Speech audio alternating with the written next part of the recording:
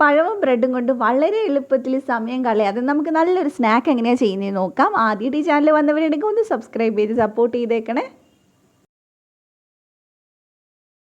അപ്പോൾ ഇത് ഉണ്ടാക്കാനായിട്ട് നിങ്ങൾക്ക് എത്രത്തോളം ബ്രെഡ് വേണോ അത്രയും എടുക്കാം. ഞാൻ എന്തായാലും 4 എണ്ണം വെച്ചിട്ടാണ് ചെയ്ത് കാണിക്കുന്നത്. അപ്പോൾ ആദ്യം തന്നെ ബ്രെഡ് നമുക്ക് ഇതുപോലെ ഒന്ന് കട്ട് ചെയ്തെടുക്കണം. അതിൻ്റെ സൈഡൊന്നും കട്ട് ചെയ്യേണ്ട ആവശ്യമില്ല. നടുക്കായിട്ട് നമ്മളൊരു ഒരു സ്ക്വയർ ഷേപ്പിൽ ഒന്ന് കട്ട് ചെയ്തെടുക്കാൻ പോവാണ്. നമ്മൾ ഇതിൻ്റെ ഉള്ളിൽ ഫില്ല് ചെയ്യാൻ വേണ്ടിയിട്ടാണ് കേട്ടോ. അപ്പം ബ്രെഡ് മുഴുവനായിട്ട് കട്ട് ചെയ്തെടുക്കരുത്. അപ്പോൾ അതേ നമ്മൾ ഏകദേശം കട്ട് ചെയ്തെടുത്തിട്ടുണ്ട്.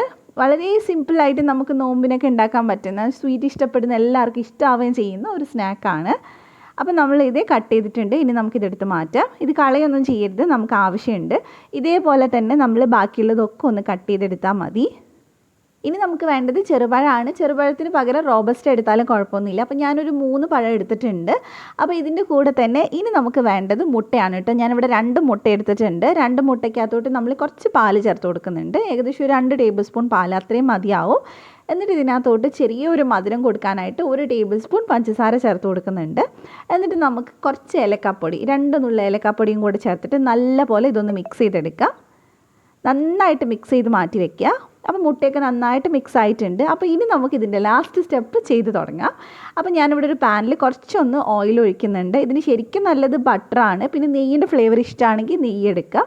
അപ്പോൾ ഇതിനകത്തോട്ട് നമ്മൾ കട്ട് ചെയ്ത് വെച്ചിട്ടില്ല ചെറുപഴം ഒന്ന് ചേർത്ത് കൊടുക്കുക. ഏകദേശം ഒരു 4 എണ്ണമൊക്കെ ചേർക്കാൻ പറ്റുന്നുള്ളൂ.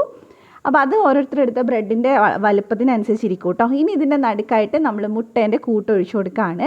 അപ്പോൾ ഇത് ഫുള്ളായിട്ട് കവറാവുന്നത് പോലെ അത്യാവശ്യം നന്നായിട്ട് ഒഴിച്ചു കൊടുക്കുക. അടിയിൽ കൂടെ വന്നാലും കുഴപ്പമൊന്നുമില്ല. അപ്പോൾ അതേ നമ്മൾ നന്നായിട്ട് ഒഴിച്ചു കൊടുത്തിട്ടുണ്ട്. ഇനി ഇതിൻ്റെ മേലെയായിട്ട് നമ്മൾ നേരത്തെ കട്ട് ചെയ്ത് വെച്ചിട്ടുള്ള പീസ് വെച്ച് കൊടുക്കുക. എന്നിട്ട് നമ്മൾ ചെറുതായിട്ടൊന്ന് പ്രസ് ചെയ്ത് കൊടുക്കുക. അപ്പോൾ നന്നായിട്ട് അതിലിങ്ങനെ ഒട്ടിപ്പിടിച്ചിരുന്നോളൂ.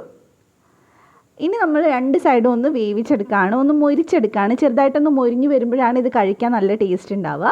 പിന്നെ ഒരു സൈഡ് നന്നായിട്ട് റെഡി ആയിട്ടുണ്ട്, ചെറുതായിട്ട് കളറൊക്കെ മാറിയിട്ടുണ്ട്. അപ്പോൾ അടിവശവും കൂടി 1 മിനിറ്റ് ഒന്ന് വേവിച്ചതിന് ശേഷം നമുക്കിതെടുത്ത് മാറ്റാം. അപ്പോൾ ഇതിപ്പോൾ ഇവിടെ റെഡി ആയിട്ടുണ്ട് കേട്ടോ. നല്ലൊരു സ്മെല്ലും നല്ലൊരു ടേസ്റ്റൊക്കെയാണ് ഇത് കഴിക്കാനായിട്ട്. ഈ മധുരം ഇഷ്ടമുള്ളവർക്ക് എന്തായാലും ഇഷ്ടമാവും. ട്രൈ ചെയ്ത് നോക്കുക. അപ്പോൾ ഇതേപോലെ തന്നെ നമുക്ക് ബാക്കിയുള്ളതൊക്കെ ഒന്ന് ചെയ്തെടുക്കാം. അപ്പോൾ ഇത്തവണത്തെ നോമ്പിന് എന്തായാലും ഒന്ന് ട്രൈ ചെയ്ത് നോക്കുക കേട്ടോ. പെട്ടെന്ന് നമുക്ക് ചെയ്തെടുക്കാൻ പറ്റുന്നതാണ്. എന്തെങ്കിലും ഫംഗ്ഷനൊക്കെ ഉണ്ടാകുമ്പോഴൊക്കെ നമുക്ക് അതിൻ്റെ കൂട്ടത്തിൽ വെക്കാനായിട്ട് എളുപ്പത്തിൽ ചെയ്യാൻ പറ്റുന്ന ഒരു സ്നാക്കും കൂടിയാണ്. അപ്പോൾ ഞാനിത് എല്ലാത്തിനകത്തും മുട്ടക്കൂട്ടും കൂടെ ഒഴിച്ചു കൊടുത്തിട്ടുണ്ട്. അതിനുശേഷം നമ്മൾ കട്ട് ചെയ്ത് വെച്ചിട്ടുള്ള ബ്രെഡിൻ്റെ പീസും കൂടെ വെച്ച് കൊടുക്കാം. അപ്പോൾ എല്ലാവരും ട്രൈ ചെയ്തിട്ട് ഫീഡ്ബാക്കും ഒന്ന് അറിയിക്കുക. റെസിപ്പി ഇഷ്ടമായിട്ടുണ്ടെങ്കിൽ ധ്യാൻസ് കണ്ണൂർ കിച്ചൺ ഒന്ന് സബ്സ്ക്രൈബ് ചെയ്യുക. തൊട്ടടുത്തുള്ള ബെല്ല് ക്ലിക്ക് ചെയ്തിട്ട് ഓളോട് ക്ലിക്ക് ചെയ്യുക. എന്നാലേ വീഡിയോസ് ഇടുമ്പോൾ നിങ്ങൾക്ക് കിട്ടുള്ളൂ. അപ്പോൾ ഇതിൻ്റെ ഒരു സൈഡ് റെഡി ആയിട്ടുണ്ട്. നമുക്കിതൊന്ന് തിരിച്ചിട്ട് കൊടുക്കാം. ഇതിൻ്റെ കളറൊക്കെ നിങ്ങൾക്ക് എത്രത്തോളം ആവണോ അത്രയും വെച്ചാൽ മതി. നന്നായിട്ട് മൊരിയുമ്പോഴാണ് കുറച്ചുകൂടി ടേസ്റ്റ് ഉണ്ടാവുക കഴിക്കാൻ. അപ്പോൾ ഇത് ഇവിടെ റെഡി ആയിട്ടുണ്ട് കേട്ടോ. അപ്പോൾ എന്തായാലും പെട്ടെന്ന് ട്രൈ ചെയ്യുക, എന്നിട്ട് ഫീഡ്ബാക്ക് പറയാം. അപ്പോൾ ഇനി നമുക്ക് മറ്റൊരു നല്ല വീഡിയോ ആയിട്ട് വീണ്ടും കാണാം ഇൻഷാ അല്ലാഹ്. Thank you for watching.